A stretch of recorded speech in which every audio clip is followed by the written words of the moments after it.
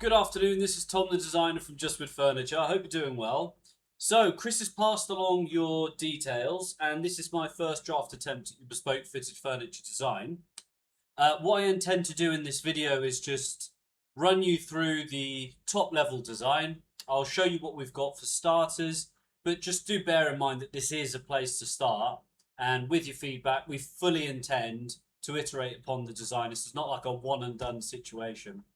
So let's just get stuck straight in and show you what we've got. So as you can see by that blue wall there, that is where the wall is indicated. We've got the two alcoves here on the left and then on the right hand side there.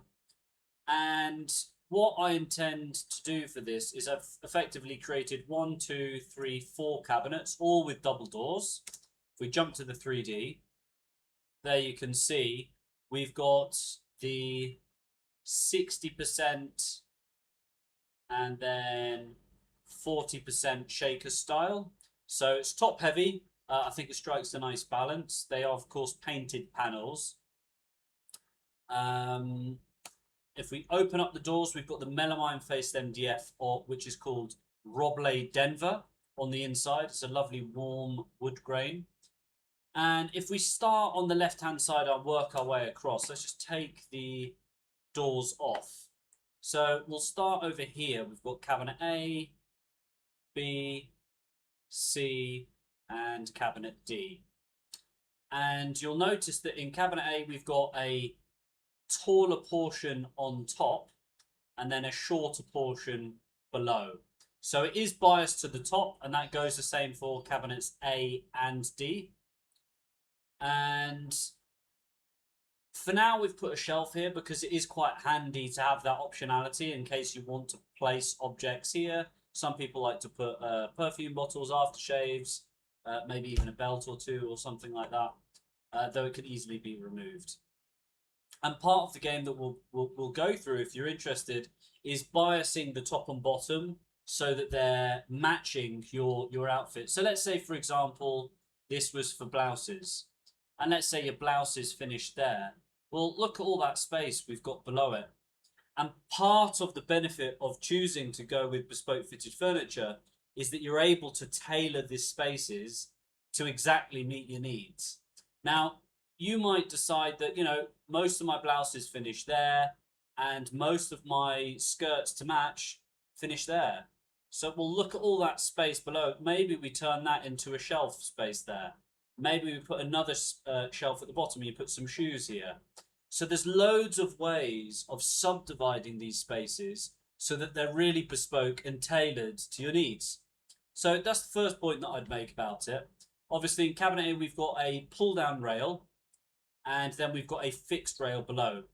And typically what we say is for the fixed rails to put your heavier items, whether that's maybe a jacket or maybe a trousers that are quite heavy or a leather jacket or something. Of course, we can play with the biasing. Maybe this could be the shorter space and this could be the longer space at the bottom if you wanted to put your jackets and blazers and what have you on the fixed rail and then your blouses and light items on top. Now, from here to here is its own unit. Okay, so it looks like this is a separate cabinet here, but it's not. That's one cabinet from there to there. Do excuse the poor drawing here. So from there to there is its own cabinet with a vertical division in the middle of that. In this one, because we haven't got enough depth because of the alcove, you can see that the wall juts out like so. And because that's a rather dead space, it wouldn't make sense to kind of build the notch around that. So what I've done instead is I've created it at that depth, which means it's a very handy shelf as say, a linen press or to put some t-shirts and what have you. But it, of course, isn't full depth, so it's definitely something to be mindful. Now, we can subdivide this. I could make the spaces smaller and you could have even more shelves if that was something that you're interested in. Or we could do manual, so you could say the bottom shelf is 40, then wedding cake it, 38, 35, 30, 25, you know, until we get to no space at all at the top. I think most people like to keep it as wide as reasonable, so it gives them optionality into the future as they're not entirely sure what to put there. Though it's got enough space, height, the vertical axis, and a reasonable enough depth for it to be a very workable linen press. Now, this portion of the cabinet notch is, of course, still shallow depth. So it's a really great idea to still keep this as extra shelving and storage. The benefit of that is I'm able to put a vertical division here that sits on top of that notch. It finishes about there, but then it returns down here. So it's a bit tricky how I've constructed it, but what it allows for us to do is create a really lovely big open tool hanging space here. Now, again, because it's an overly large space, excuse me, we still have a space up here where you could put maybe some shoe boxes or some shoes. Alternatively, you may find, do you know what, from there to the bottom is taller than any dress or garment that I would ever wear. Let's drop all of this down to say here, put the shelf there, and then maybe add an additional shelf in that space, so you're really subdividing it as best you can. Or equally, we just put a shoe shelf at the bottom. So there's loads of ways I can subdivide this, and I encourage you to after you've passed some feedback, maybe to set up a design appointment here at the workshop. You know, see that we're a real brick and mortar business. We'll show you how all the cabinets are made. You'll come up to the workshop. We can show you some of the melamine-faced MDF materials for the inside. And then, of course, the world's your oyster if you choose to go painted panels and do the shaker on the outside.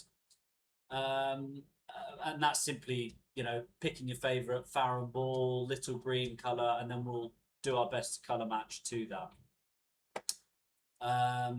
So, on the right-hand side, you've got your tool hanging there. And to the final unit, you've got your pull-down rail at the top. And then, oh, it's not there, but it should be. Another fixed rail from the top, like so.